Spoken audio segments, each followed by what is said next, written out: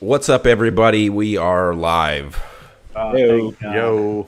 And we're a day late. Yep. At $1 short. Yep. Dave said something about his pussy hurting yesterday, so we couldn't show up for the pod. Sorry about it. It's okay. Gave us one more day to get our notes together. Yeah. Well, I was dealing with some. Never mind. some vaginal excretion. I was gonna say some itchiness, but all this is wildly inappropriate. You get some Vagisil on that.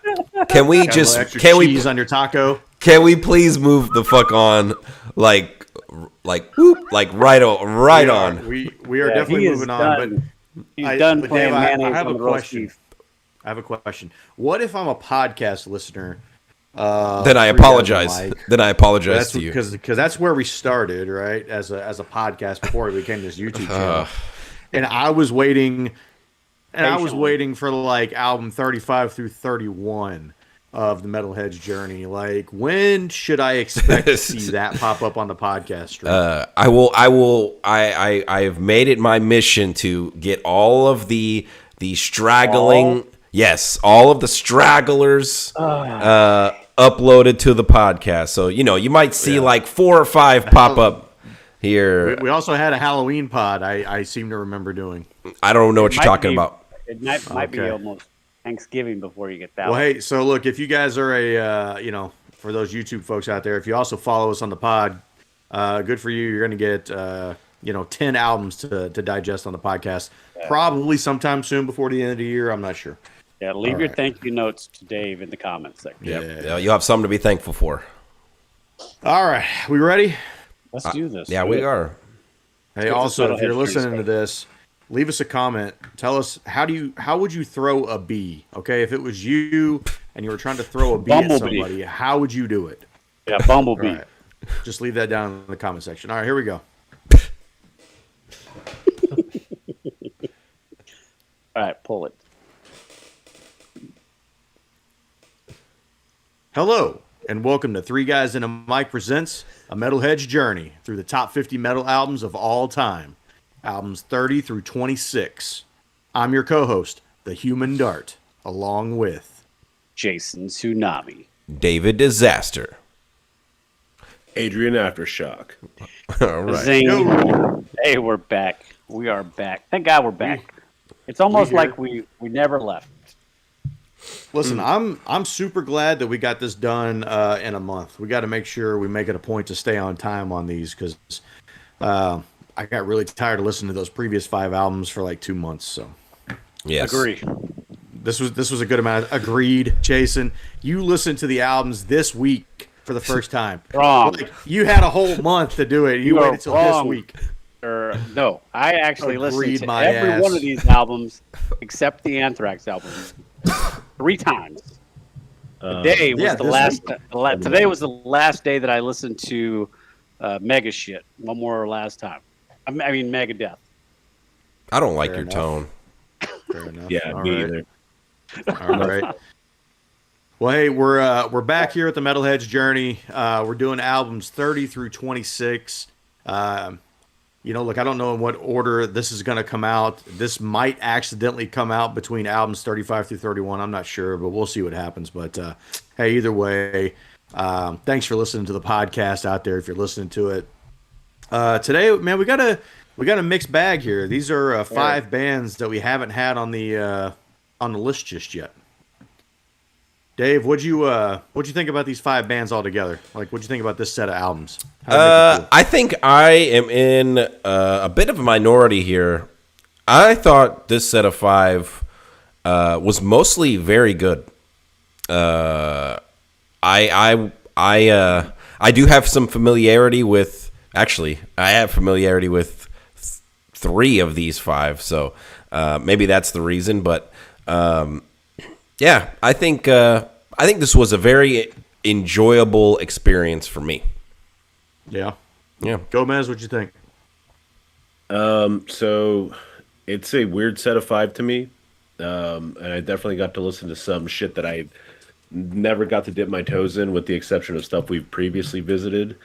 Some of it was good, some of it was okay, some of it was absolutely fucking boring.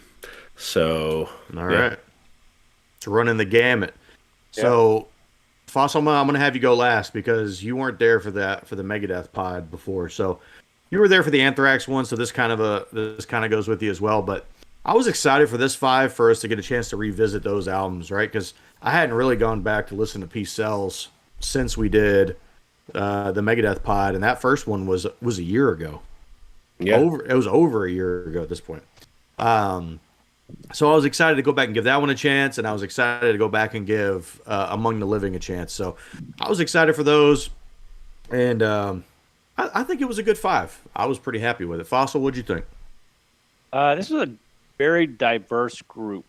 I was familiar with really only one of these albums, except for the Anthrax, which we had already gone over before, but I had never listened to Mercyful Fate. I had never listened to this Megadeth album. I had never listened to a single Morbid Angel song from start to finish. I'm going to kind of go with this was a mixed bag in the sense that I really liked the one album I knew I was going to like, and the other ones were very hit or miss, and then there was a real turd on here. I'm going to predict early here that Jason's highest score is Morbid Angel. You might be wrong. Don't tell me. All right, here we go. We're going to get started here with album number 30. You guys ready? Yes. Do it. All right, making their first of 2 appearances here on the list. This is Tool with the album Aenima. Tool formed in 1990. It's an American rock band from Los Angeles. The core lineup has remained the same since 1995, featuring Maynard James Keenan on vocals, Adam Jones on guitar, Danny Carey on drums, and Justin Chancellor on bass, who took over in 1995. Due to their incorporation of visual arts and very long and complex releases, the band is generally described as a style transcending act. The band has won 4 Grammys and have released 5 studio albums, including their latest release in 2019, Fear Inoculum. They've sold over 15 million records worldwide. I thought that was low. I anticipated them selling more records as popular as they are, but Aenima. I don't know for sure, but I think their rise to fame was quick, and then it kind of just crested quickly, and then became like I wouldn't say flatline, but it kept a core amount of fans for a very long time. Yeah, it also doesn't help when they have 13 years in between releasing of their 5th and their 4th record. Like their 4th record came out in 2006, and their most recent one was 2016. So, 2019. Well, so Aenima, released in 1996, it's the band's 2nd studio album. The album debuted at number 2 on the Billboard chart and was certified triple platinum in 2003. This is the first album to feature Justin Chancellor on bass. The album produced 4 singles: Stinkfist, H, Aenima, and 46 and 2. Right on. Yeah. So, Fossil, you want to go first? Give us your Shitometer score. Quick recap. This is what year did you say this came out in? 96. 1996. Okay, so this is I was a few years out of high school. This was right in my wheelhouse as far as vibe and sound. I really do like this album. It does have issues in the fact that it's 15 tracks. 6 of them are worthless. How many of these interludes do you have in your top 3, Jason? 0. I scratched all of them out. I didn't give a single one of those a grade. Holy shit! And look, this would probably get a few extra points from me on my Shitometer score, but you create an album and have 6 of them that are meaningless, and then the 15th song, Third Eye, is way too fucking long. And it sounds like one of those songs where the band is trying to stretch for time, and they just keep playing this nonsense over and over, and they're like, and on bass, we got Jason Tsunami. Yeah, let's give it up for him. It's just terrible. My Shitometer score is a 18. Oh, wow. Woof. Wow. Hey, Jason, I feel like Jason, third eye, that's what they call a low light. Go ahead, Gomez. Yeah. No, I thought it was funny. Jason was like shitting on his. He dropped an epic score there. Damn. Okay. I love Is this that- album. I just don't like the fact that you have 6 songs that are not worth listening to because they're not songs, and then just a marathon of a song at the end that's just a waste. I think that's Jason's second highest score, isn't it? On this Third list, it is his third highest on this list. Probably just Metallica and Alice in Chains. Alice in Chains, Pantera, and not even Metallica. And Metallica, yeah. All right, well, look, I'll go, and then we'll let Gomez go, and then we'll let Dave go, because I'm sure Gomez is going to shit on this, and we'll let Dave bring it home with some positivity. Look, I've been fucking with Dave for the last month about this album. Look, Tool is not necessarily my cup of tea. I've seen him live. When I saw him live, I guess Maynard wasn't feeling very well, so he kind of sat off stage. They played 5 songs. He sang 2 songs. Did I go with you to that one? I don't know if you did, but I know I went with Mikey for sure. Okay. Because he had a free ticket, and that was the only way I was going, because I was not going to pay to go see fucking Tool. Huh? How is old Mikey? Yeah. He's all right. Look, going through this album, I enjoyed it more than I thought I would, for sure. There are some definite highlights. To Jason's point, right? Third Eye, absolute piece of shit. That's a low light. That's a fucking bottom of the barrel piece of garbage. Low light. And then all the interludes, like, goddamn, just jump off a fucking bridge, all right? But there are some fucking bangers on this album. I gave this album a 39. Okay. Woof. Okay. Yeah, I'm basically gonna regurgitate everything I just said about the useless tracks, and obviously Third Eye is 100% a low light for me. I just kind of felt like throughout the album it's like half post-production shit and then half the band playing. This is what it feels like. I don't know. I found it hard to just get immersed into the album with all of that shit going on, and there's definitely some good shit in it, right? I don't know. I tried to. This is one of the albums that I actually jammed 5 times, and I followed my old rule because I wanted to like it, but it's just like Josh said, it's not my cup of tea. But hey, it's I get it, I suppose. That song and the title track to me were just low lights. Everything else was just okay. That's pretty much all I got. I'm giving this album a 55. Damn. So not too bad, I guess. I love this record. I am a big Tool fan. I've listened to this record pretty much since probably 2001. So it's I've been listening to it since high school. So I'm a little biased on that front. I don't think this album has lowlights, personally, but I can understand.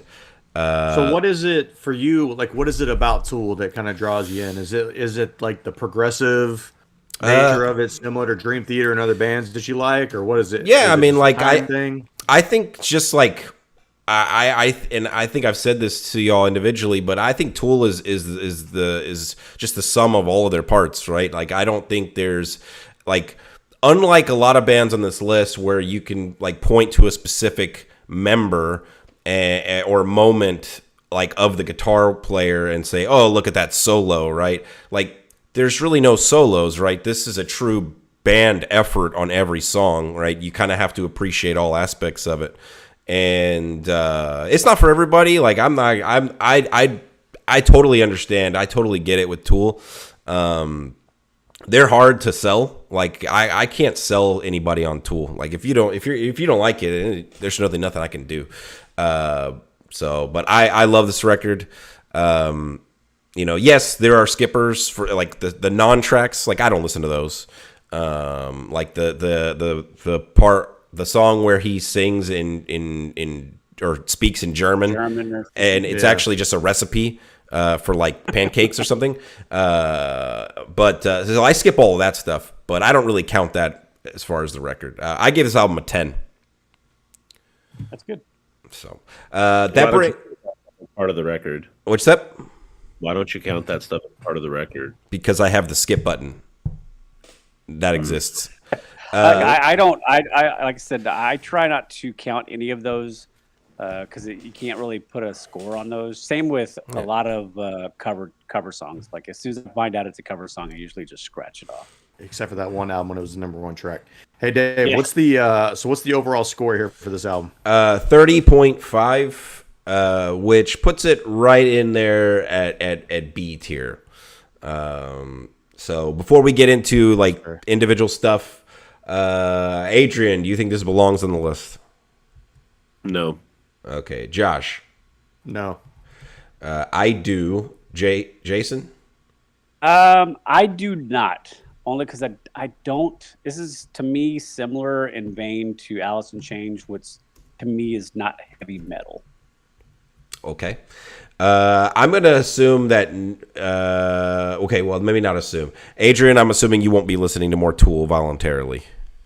That's right. Josh? It's like a conversation I had with you earlier today. Like, the two best songs that Tool has are not on this album or on the other album that are on this list. So, will I listen to other Tool? Yes, because they have much better music. What songs? Sober and The Pot. Sober from their first album? Yes. Yeah, Undertow. That's a good album. I'm just going to put yes for you, Jason, because I already know you've listened to more Tool. Yeah. Okay. That Undertow album is really good. Dave, give us your top 3. I mean, these are in no necessarily particular order, for me at least. What? That's not how we do this. Well, I mean, I like all these songs evenly, but okay, look, if you're gonna strong arm me these into, aren't your goddamn kids, Dave. Give me an answer. If you're gonna strong arm me into this, then yeah, that's fine. I have a tie for first. It's 46-2, and then the title track and Aenima.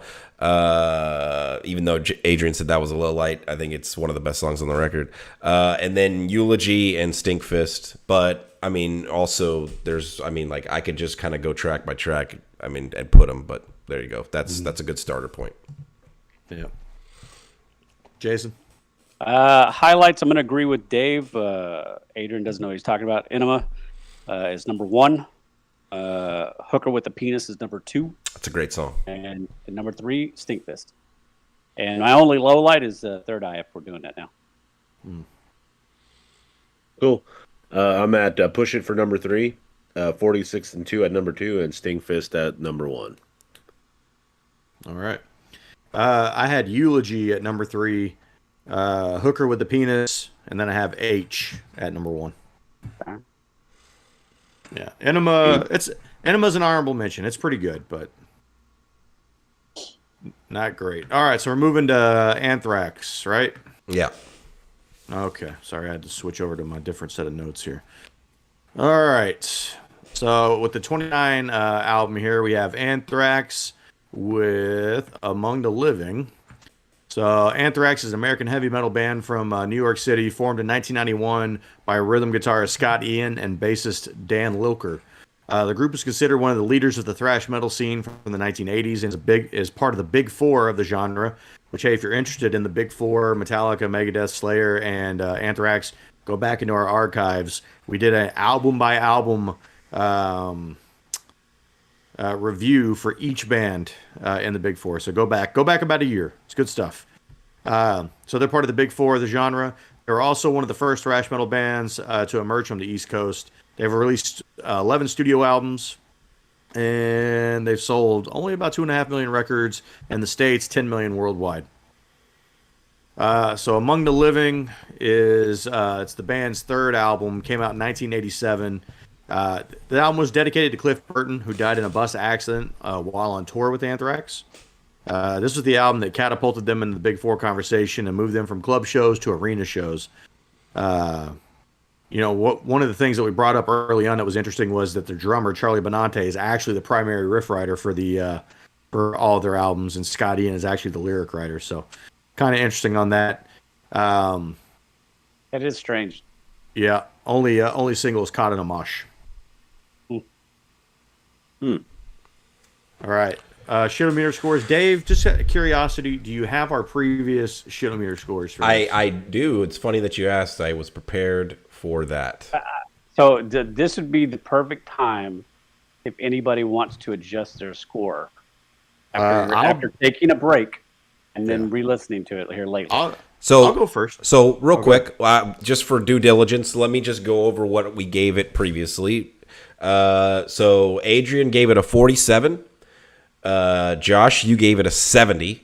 I gave it a 78. And Jason, you gave it a 64. So it had a 64.75. So we thoroughly did not recommend anyone listen or buy this record. I'm curious to see where we are now. Look, We were way too harsh. I agree. I think so. What I was telling Dave about this the other day was I think every band's kind of got like a gateway, right? Like, look, for me to get into Metallica, it was Enter Sandman. I think for me to like really get into Anthrax, it was For All Kings. Like hearing that album and actually like finding genuine appreciation for what the band does. Their best album. Yeah, for sure. But it got me to not just having to deal with them while we were doing podcast material, but actually genuinely enjoying the band to the point that like I want to go see them live next year, right? And so I think when you have something like that, it shifts your focus, it shifts how you think about the band a little bit, and maybe it opens you up, or it allows you to take some of that ridiculous stuff that they did early on or some other stuff and lets you look at it through a different lens. Now it's a little bit more like rose-colored glasses, right? Look, this time through the record for me, I thought it was pretty good. Like it's like it's not going to get a great score for me, but it's going to be far better than a 70. I think I got it up to a 46. Damn, that's a 30-point swing. Yeah. So I'll go next real quick, and I just had to make a minor couple of adjustments for my score because I noticed what I gave some other albums on this list, and this is better than those. I also came up pretty heavy. Josh, you said 46? Yes, sir. Okay. I also came up probably the most because I graded it the harshest. Again, I graded it a 78 before. Echoing a lot of what Josh said, when I listened to this record the first time all the way through, like this during this set right here, I kept waiting. I was like, okay, where's the garbage?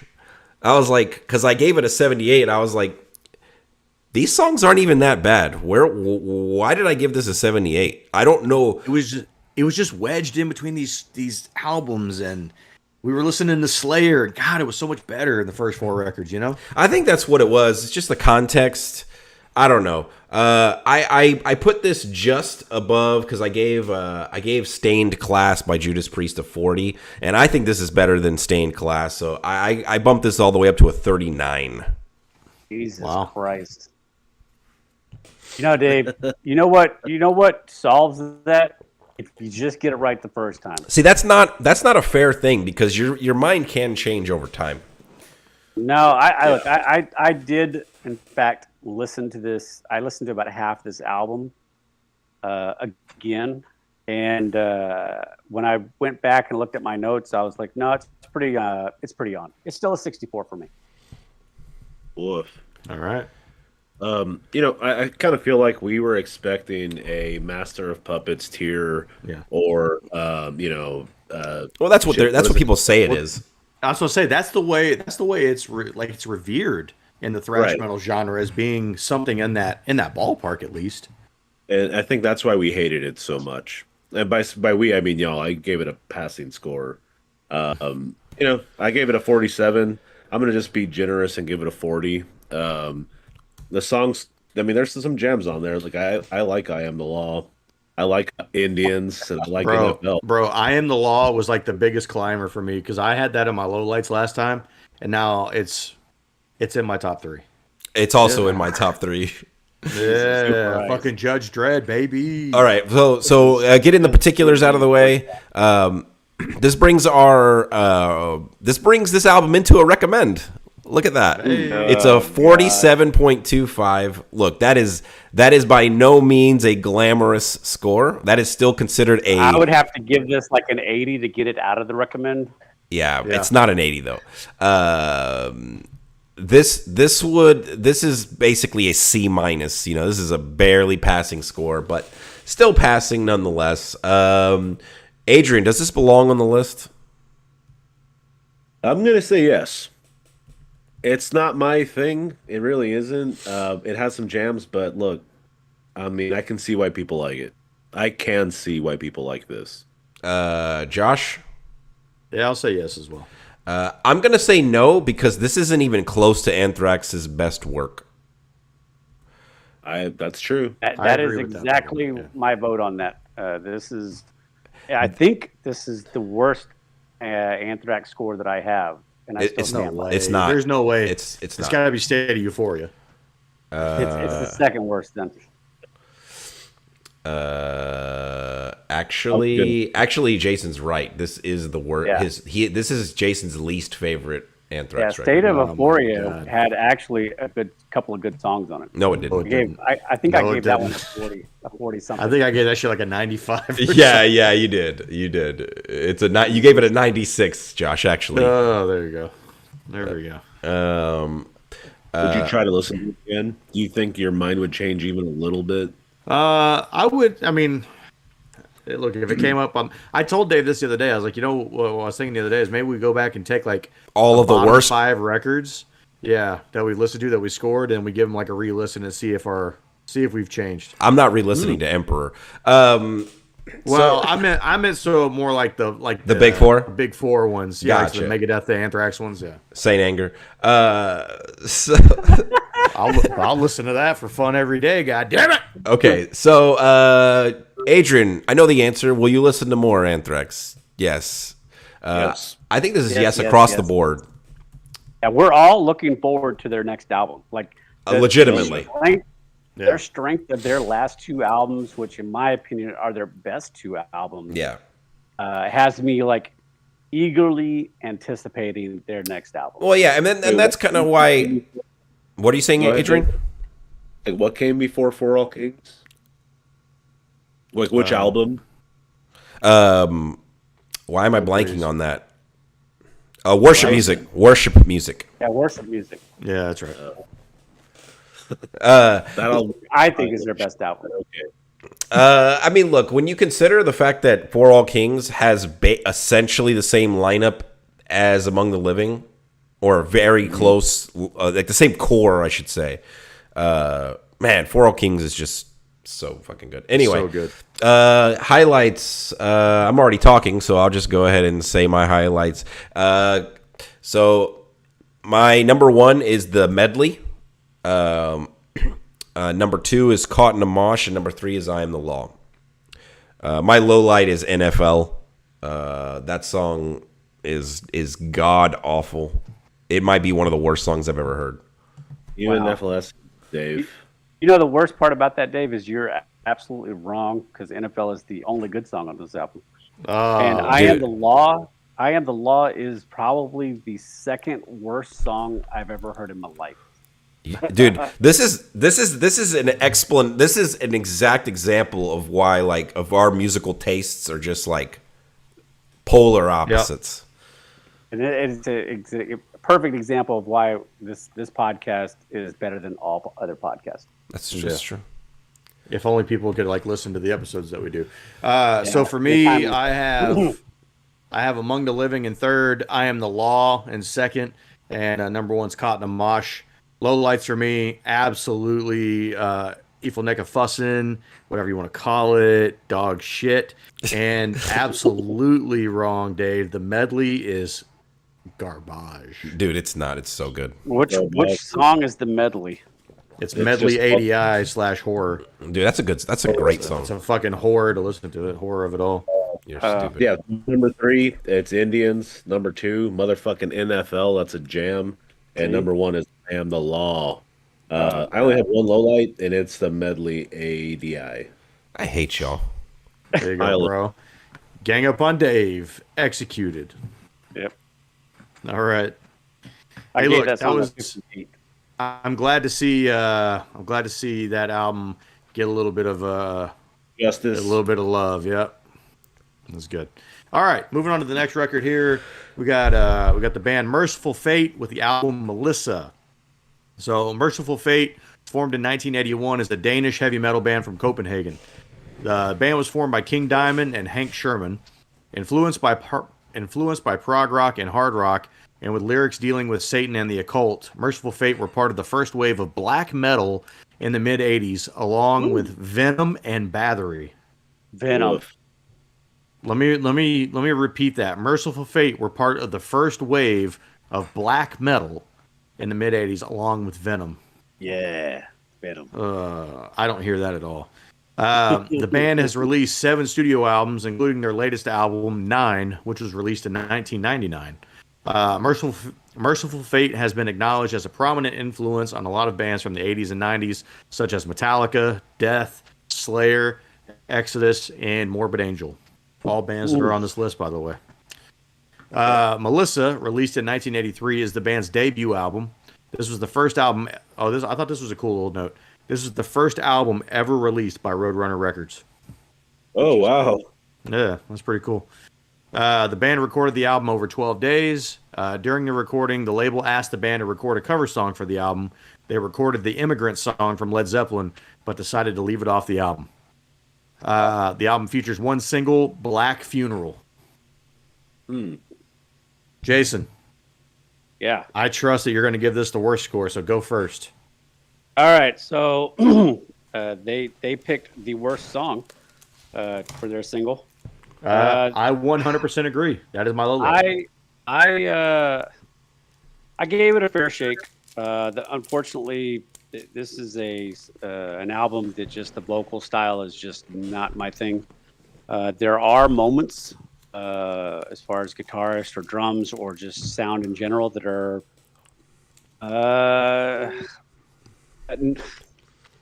they're okay.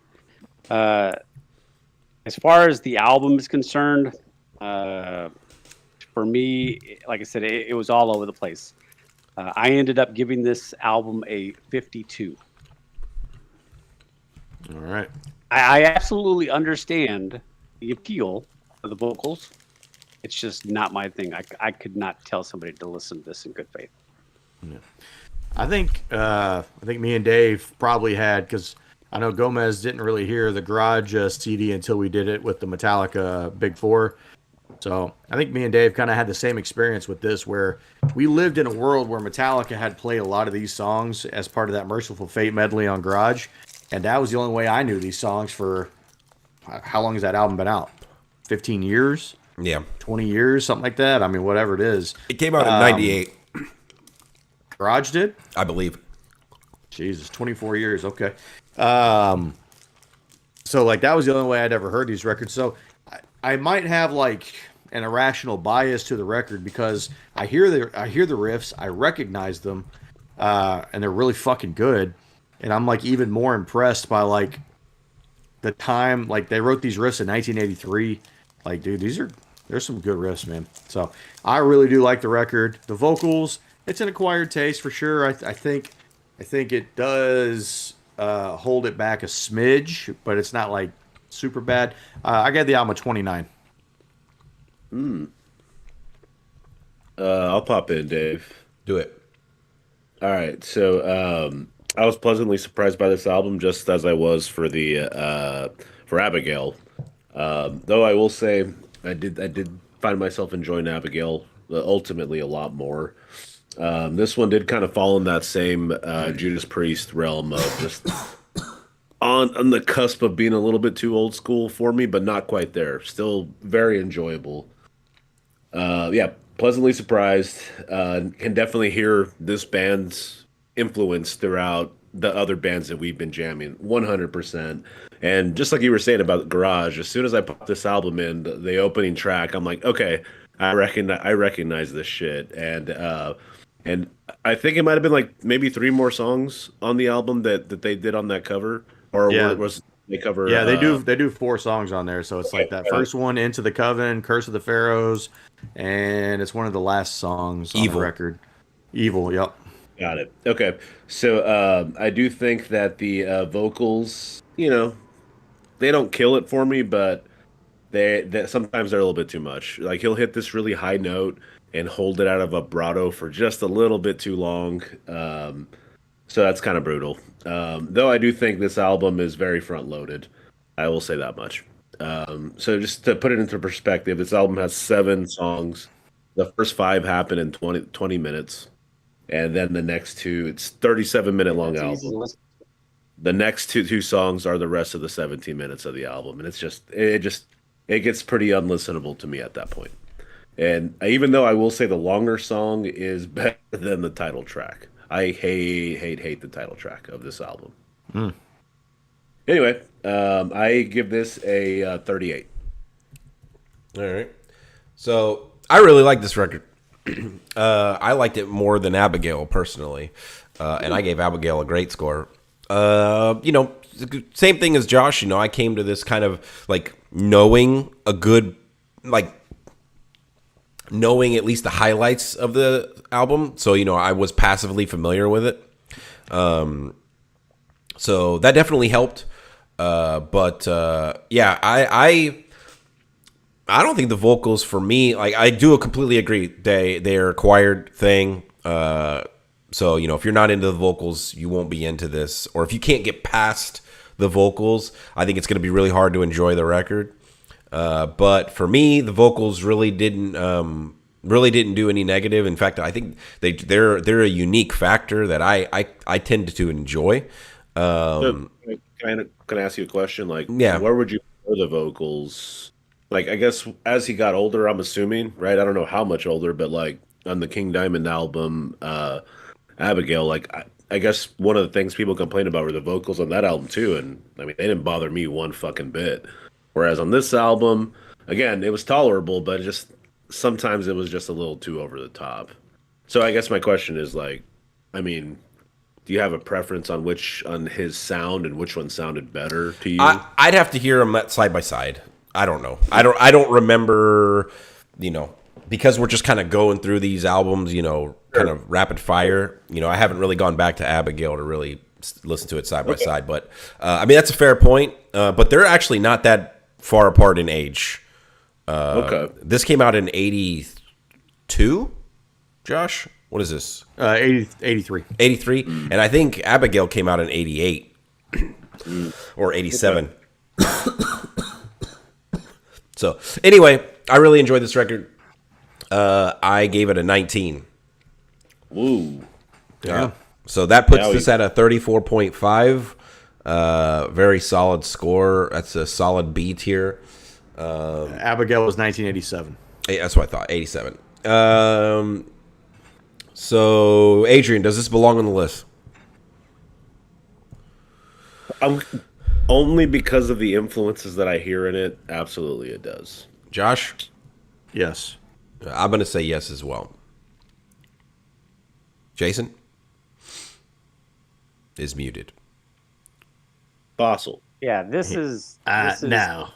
Yeah, no, I'm going to say this is a yes, because this is, in my opinion, the antithesis of a heavy metal album.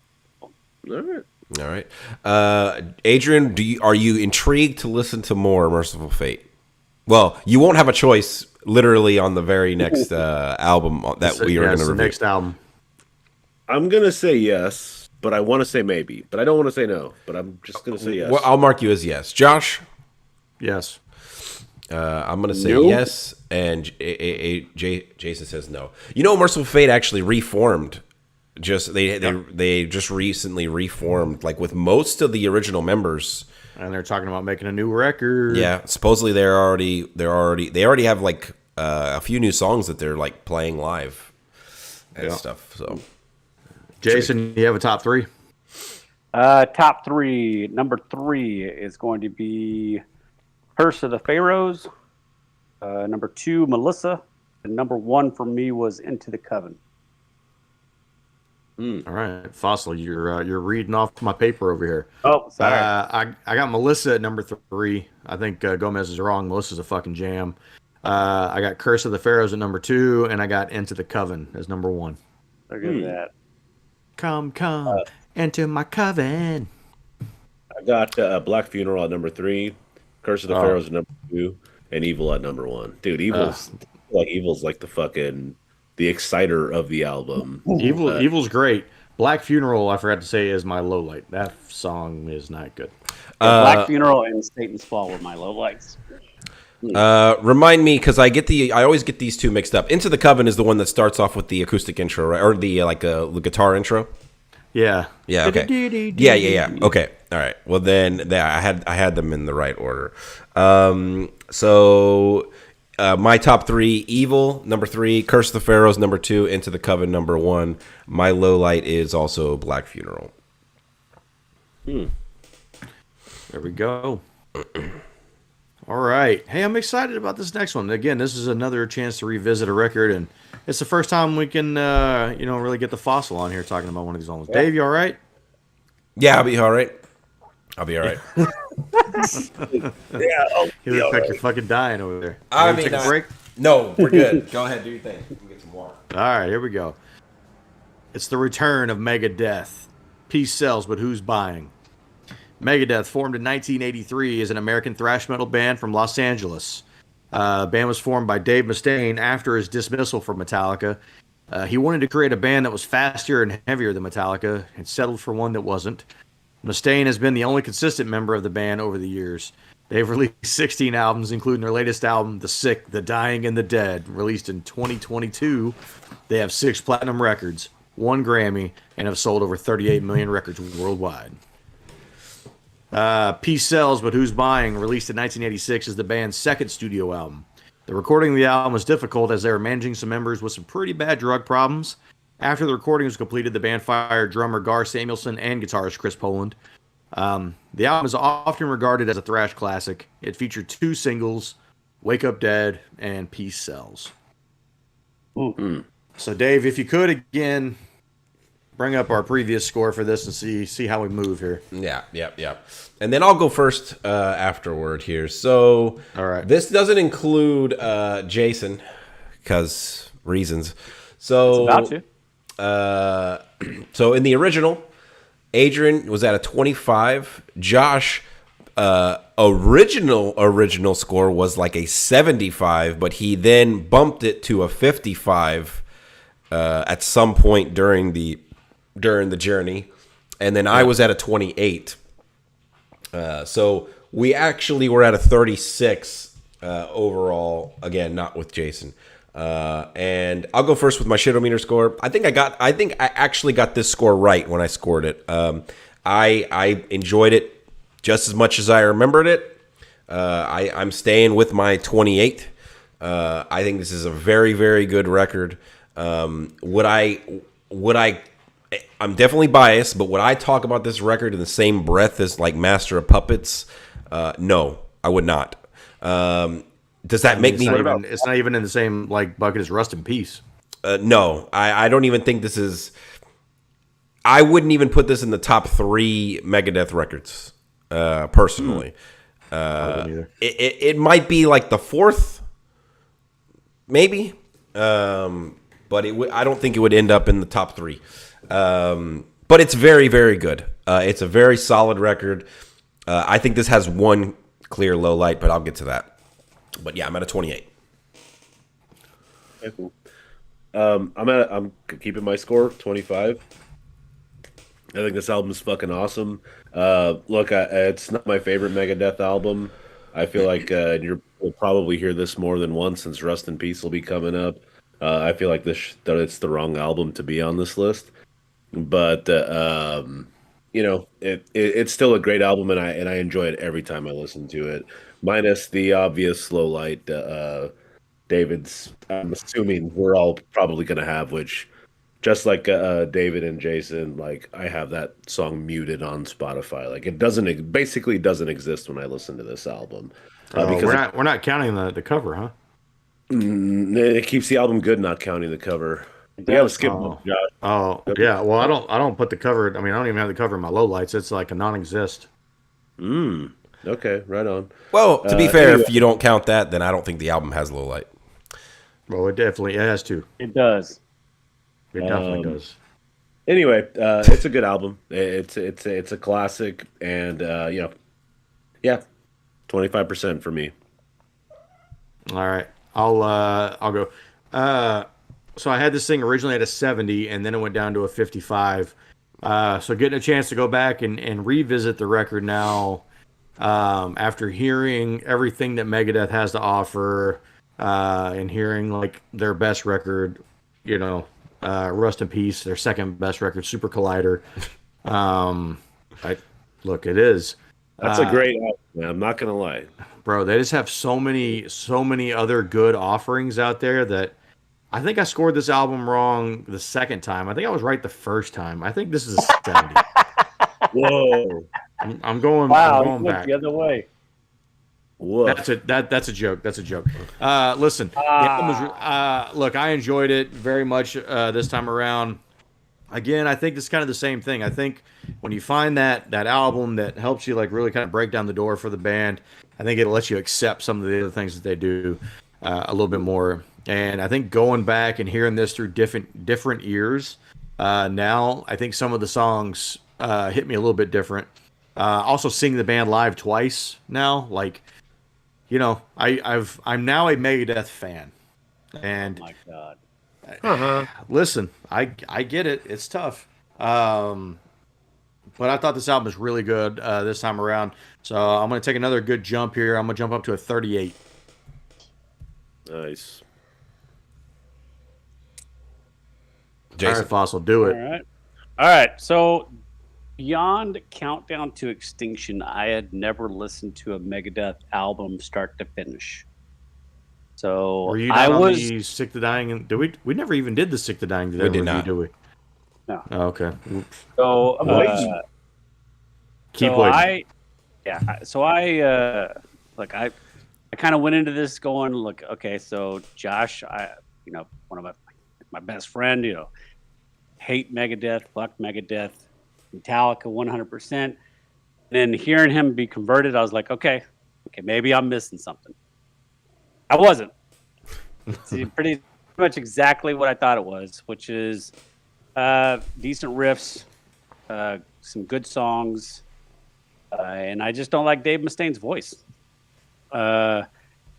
This song, if you remove I Ain't Superstitious, which is straight garbage, it does help the album. It does have one great song. So this album ended up getting a 41. Oh. Awesome. Oh, that's much higher than I anticipated. Yeah. Right. Hey, look, that puts it. A Megadeth album gets a 33. That scored higher than Melissa. I did not expect that. So, that's solid B tier. Adrian, does this belong on the list? No. Josh? No, it doesn't. No. I also feel like it does not, because this is not. That Megadeth has better records. I know Jason's going to say no, right?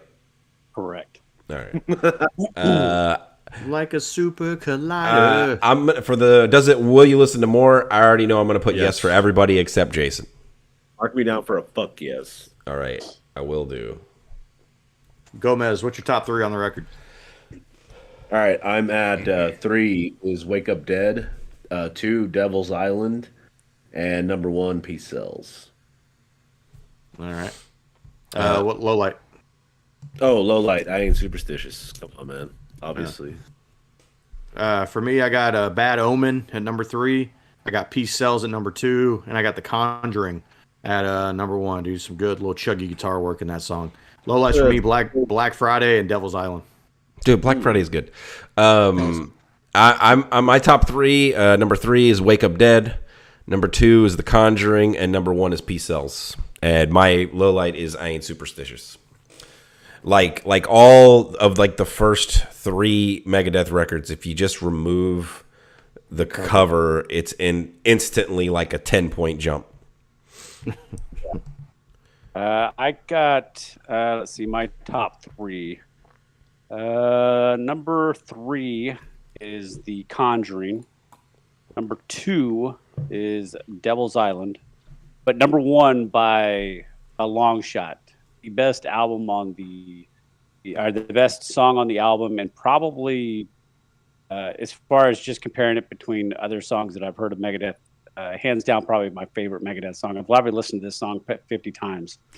My Last Words. Really? With low lights being Peace Sells, Bad Omen, and of course I Ain't Superstitious.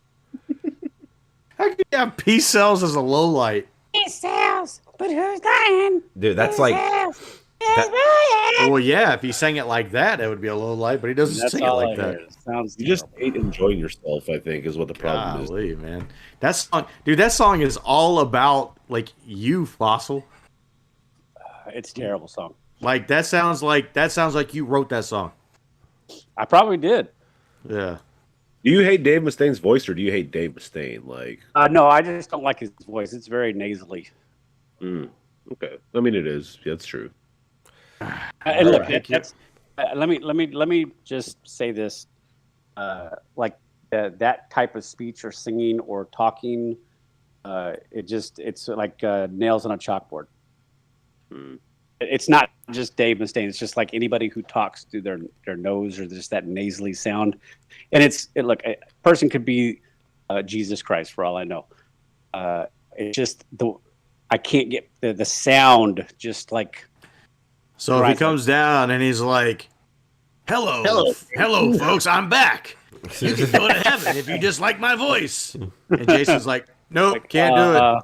Going to hell. I'd be like, I can't tell a lie. Wow. All right, Josh, it's time to get to. I can't tell a lie either, dude. Can we just skip this entire low light of an album? Look, we already know where this is going. Let's just get it done. All right. Well, hey, way to ruin a fun night, Morbid Angel. Okay, Next band on the list, album number 26. This is the band Morbid Angel. The album is Altars of Madness. More like Morbid Altars Angel. of Sadness. Yeah.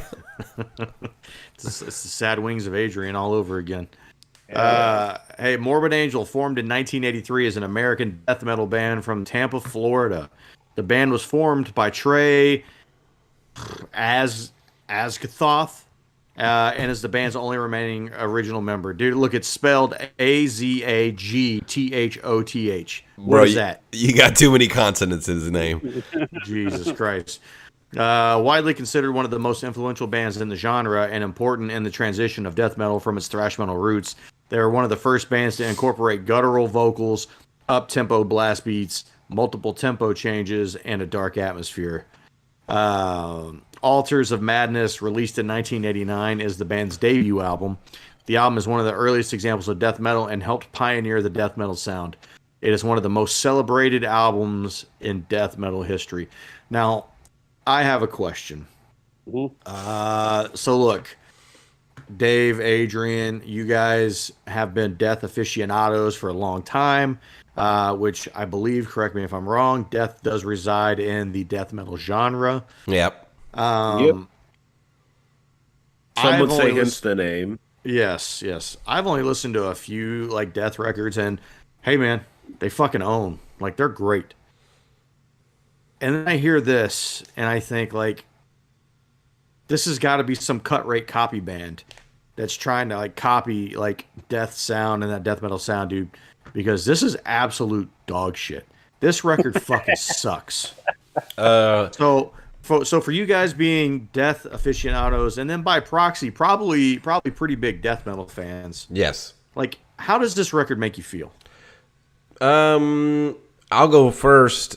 I would say on my first pass, like, I wanted to like it because I knew that it was an important death metal record. And it has a few aspects to it. My score won't reflect this, but it has some aspects to it that I can appreciate. Like, it does have some good guitar work. It has two legitimate highlights for me. The problem is that guitar work. I don't have any highlights, by the way. The problem is that guitar work is buried under very, in my opinion, shoddy songwriting, terrible production, and some of the most atrocious vocals that I just can't appreciate. Because look, remember, this isn't black metal, right? Black metal purposely is produced like shit. Okay, this album was released in 1989. So there are great sounding records that came out around. So John, you're just a couple of years away from Black Album. So so the band Death, their debut album Scream Bloody Gore came out in 1987, 2 years before this. That album, Scream Bloody Gore, it sounds like this album if this album was good. Adrian, tell me if I'm wrong. No, it's true. I was so excited for this album. Just way too excited, honestly, because I fucking love death metal. But this is it's just so unremarkable to a fault. And I wanted to like it really, really bad, and I just kept listening to it. It was in my car on repeat for fucking like 2 weeks straight. And I remember texting Dave. I was like, man, I just realized that this album, it absolutely fucking sucks. And I think their lead guitarist, or I don't know if it's two guys doing all the songwriting or riff writing, but they're good. But like David said, it's buried under a bunch of bullshit, and I fucking can't stand blast beats. I mean, they're fine, but I feel like people don't know how to use them. Like they don't understand the context of using them or using them conservatively. You don't need to use them in every fucking moment.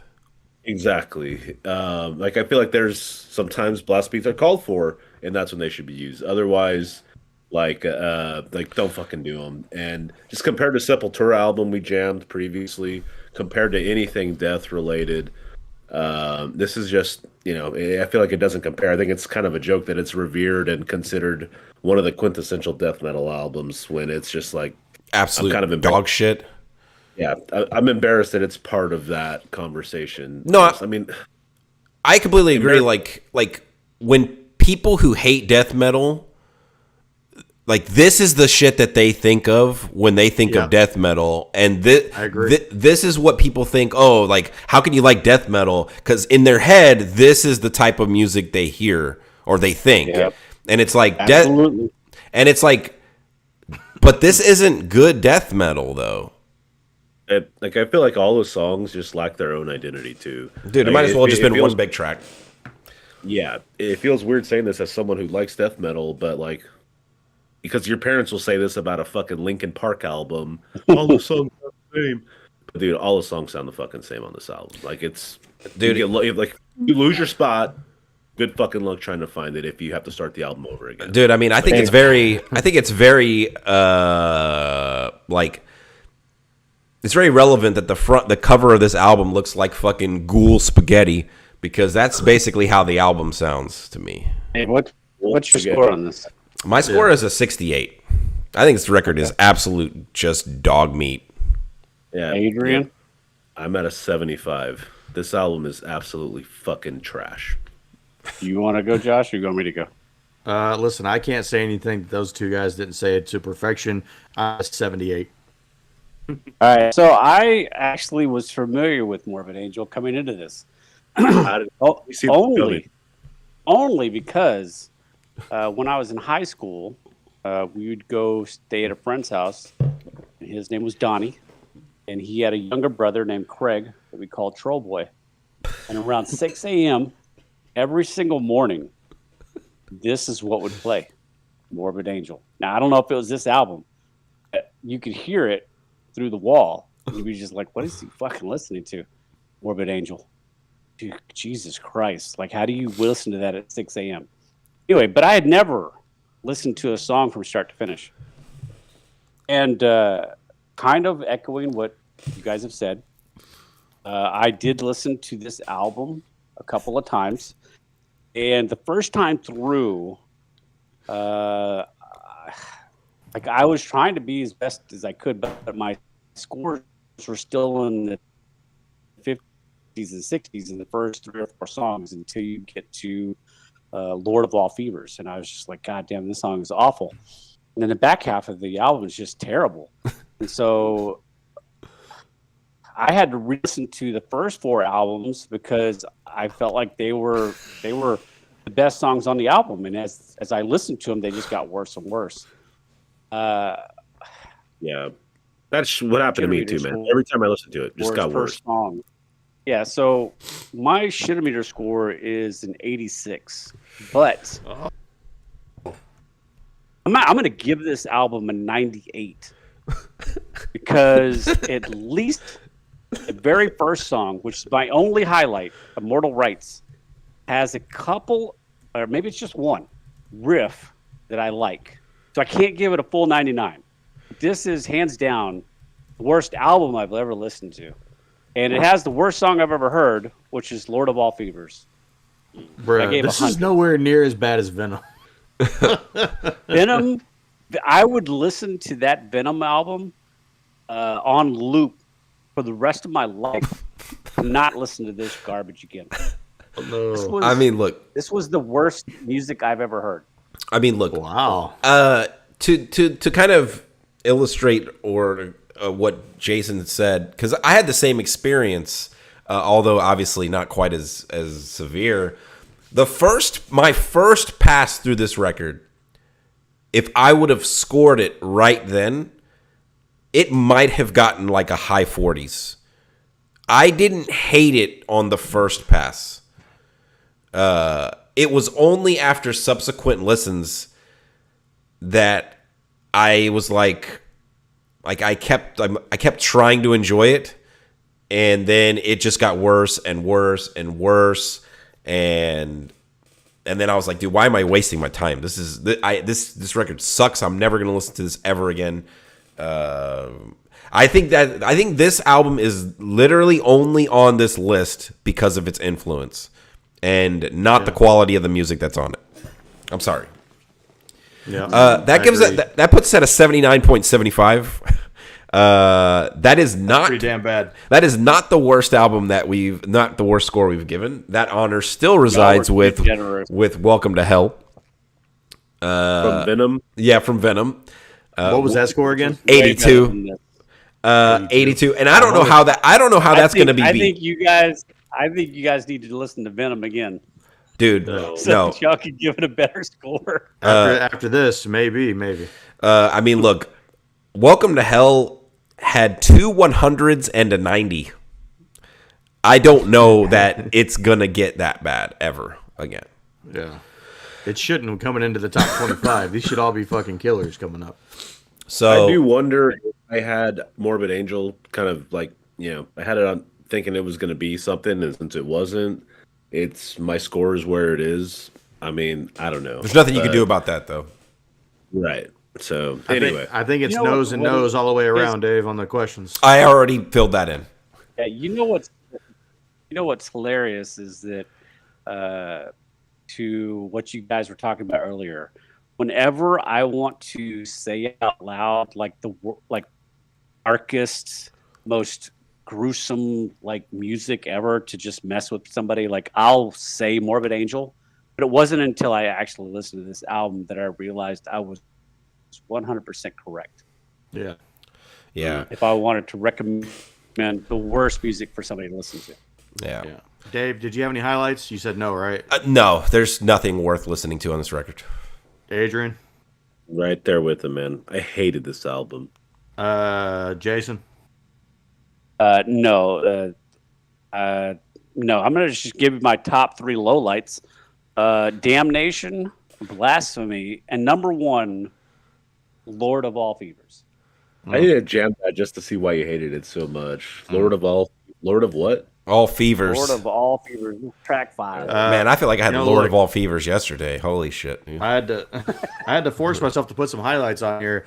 I guess you guys didn't feel the same need for the pod, but I went back and re-listened to some moments on the album, and these 2 songs just had some good guitar moments in them: "Visions from the Dark Side" and "Chapel of Ghouls." Yeah, that's a badass name for a song for sure. Yeah. My best rated song was Immortal Rights. Is that the opening track? Okay, yeah. Yeah. That song has promise. Man, doesn't keep it. No. Yeah, this next set of 5 that we have coming up, I'm looking at it. I don't know if you were going to call it out later, Josh, or you want me to call it out now, but these next set of 5 look good. So here's the good news. We're breaking into the top 25 here with this next set of 5 records. So like I said, I mean, I feel like the rest of this list got to be fucking killers. But go ahead, Dave. Give us the next 5. So we already got a couple of revenge tours going on. So Mercyful Fate is coming back with their second album, Don't Break the Oath. Tool is coming up with their third release, Lateralis, at number 24. Number 23, Death with Human. That's the last Death record on the list. Right? Yeah, so those are 3 bands we've already visited on this list. So Black Sabbath, their first album showing up, not with Ozzy though. This is Heaven and Hell.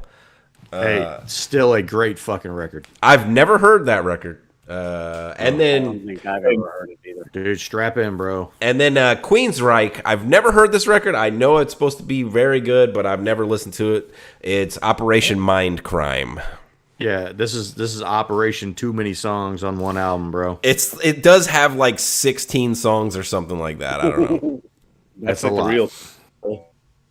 Hey, Dave, Yeah, right. Dave. That Tool album, is that one that had the like 3D image on the Yes, it is. I think it is. of the album? It's, Like it had a it's the one. square. Yeah, All right. it's the one that's got Schism on it. Yeah, it's great. Well, hey, They so must have lifted that off an Anthrax album. yeah. All right, so let's commit here. Do we want to get back to this on December 12th? Sounds good. That sounds. I'm just saying. Usually, if we can yeah, lock it's in a about day a right little now, over it a means we're not going to get strings out for 2 months. Let's do it. All right, so this gives everybody roughly 4 weeks here to listen to this next 5 records and come along with us on this Metalhead's journey. So, hey, thanks for listening to us tonight. If you like what you heard, give us a like, give us a subscribe on the channel as well. We've got a lot of good content coming up here. We're doing the top 32 wrestling finishers next week bracket. Adrian, you're coming back with us? Oh yeah. All right. Why are you acting like you didn't know that? And somewhere down the line, I'm not sure what the count is anymore because we don't release podcasts anymore, but we do have our 200th podcast coming up, and we're going to do a little Tournament of Champions bracket. It's going to be fun. And I think somewhere along the line, we are going to do Titanic as well in the next few weeks. It's coming. So, hey.